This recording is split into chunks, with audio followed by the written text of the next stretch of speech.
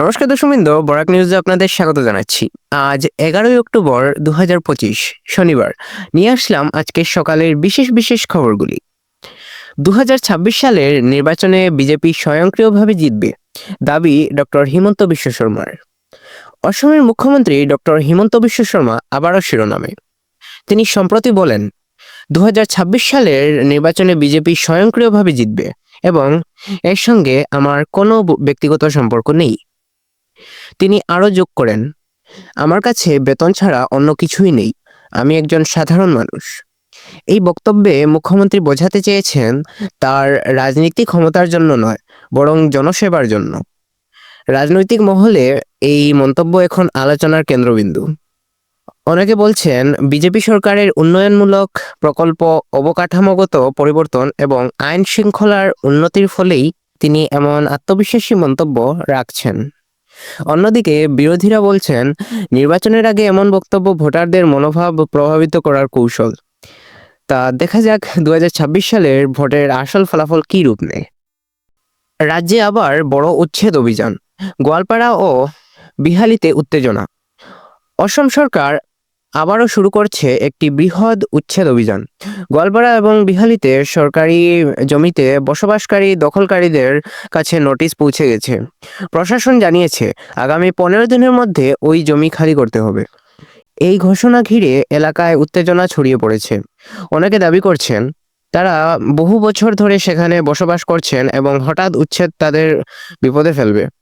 অন্যদিকে প্রশাসন জানিয়েছে সরকারি জমি অবৈধভাবে দখল করা হয়েছে, তাই আইন অনুযায়ী ব্যবস্থা নেওয়া হবে। স্থানীয় মানুষ ও মানবাধিকার সংগঠনও এখন এই ঘটনার দিকে নজর রাখছে। আগামী সপ্তাহে অভিযান শুরু হওয়ার সম্ভাবনা থাকায় এলাকার এখন টানটান উত্তেজনা। অসমে মিয়ার প্রভাব রোধে বিশেষ আলোচনা। অসমে এখন আরেকটি বড় খবর, রাজ্যে যাতে মিয়ার প্রভাব সীমিত রাখা যায় এবং স্থানীয় অসমিয়ারা কোনোভাবেই দমন বা চাপের মুখে না পড়ে, সেই লক্ষ্যে সরকার একটি বিশেষ ও গুরুত্বপূর্ণ আলোচনা আহ্বান করেছে। এই বৈঠকে স্থানীয় জনগণের অধিকার রক্ষা, সামাজিক সামঞ্জস্য বজায় রাখা এবং রাজ্যের নিরাপত্তা বিষয়েও আলোচনা হবে। সূত্রের খবর, প্রশাসন, সমাজকর্মী এবং বিভিন্ন সংগঠনের প্রতিনিধিরা একত্রিত হবেন ওই বৈঠকে। এই উদ্যোগের মূল উদ্দেশ্য অসমে সামাজিক ভারসাম্য বজায় রাখা এবং প্রতিটি সম্প্রদায়ের শান্তিপূর্ণ সহাবস্থান নিশ্চিত করা। সরকারের মতো এটি কোনো গোষ্ঠীর বিরুদ্ধে নয়, বরং সবার জন্য সমান ন্যায় নিশ্চিত করা একটি প্রচেষ্টা। কাটিগড়া মহাদেবপুরে শোকের ঘটনা, সার্ভিস রিভলভার দিয়ে আত্মহত্যা। কাটিগড়া মহাদেবপুরে ঘটেছে এক মর্মান্তিক ঘটনা। একজন ব্যক্তি নিজের সার্ভিস রিভলভার দিয়ে আত্মহত্যা করেছেন। ঘটনাস্থলেই তার মৃত্যু হয়। প্রাথমিক তদন্তে জানা গেছে এটি একটি দুর্ঘটনাজনিত বা আত্মহত্যার ঘটনা। স্থানীয়রা হতবাক। অনেকে বলছেন তিনি মানসিকভাবে কিছুদিন ধরে চাপে ছিলেন। পুলিশ ইতিমধ্যেই তদন্ত শুরু করেছে এবং মৃত ব্যক্তির পরিবারের সঙ্গে কথা বলেছে। এই ঘটনার পর এলাকায় শোক ও চাঞ্চল্য দুই ছড়িয়ে পড়েছে। জম্মু ও কাশ্মীরের কৃষকদের হাতে পৌঁছালো পিএম কিষাণ স্কিমের অর্থ। আজ জম্মু ও কাশ্মীরের হাজার হাজার কৃষকদের অ্যাকাউন্টে জমা হয়েছে পিএম কিষাণ স্কিমের টাকা। এই স্কিমের মাধ্যমে সরকার বছরে 3 কিস্তিতে কৃষকদের 6,000 টাকা প্রদান করে, যাতে তারা চাষাবাদে কিছুটা আর্থিক স্বস্তি পান।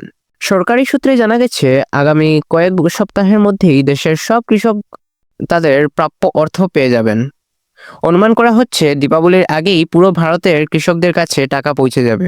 এই অর্থ কৃষকদের বীজ, সার ও চাষাবাদের খরচে সহায়তা করবে। কৃষক সমাজে এখন উৎসবের আমেজ। অনেকে বলছেন উৎসবের আগে এই টাকা তাদের অনেকেই স্বস্তি দিয়েছে।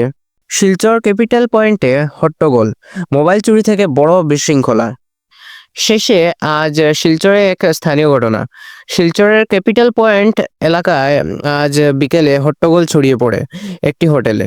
সূত্রের খবর, এক ব্যক্তির মোবাইল চুরি হওয়ায় ঘটনাকে কেন্দ্র করে চাঞ্চল্য তৈরি হয়।